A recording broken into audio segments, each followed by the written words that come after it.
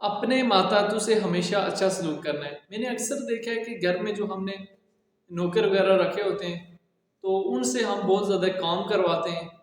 جہاں دو نوکروں کی ضرورت ہے وہاں ہم نے ایک ہی نوکر رکھا ہوتا ہے، اور ان سے اتنا کام کرواتے ہیں کہ وہ تنگ آ جاتے ہیں، لیکن بیچارے بولتے نہیں۔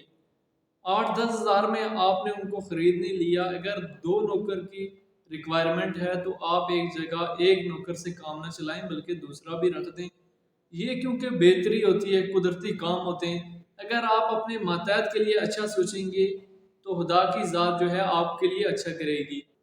حضور صلی اللہ علیہ وسلم نے خطبہ حجۃ الوداع کے موقع پر بھی فرمایا تھا کہ اپنے غلاموں کے ساتھ، اپنے ماتحتوں کے ساتھ اچھا سلوک کرو، جو خود کھاؤ انہیں بھی کھلاؤ، جو خود پہنو انہیں بھی پہناؤ۔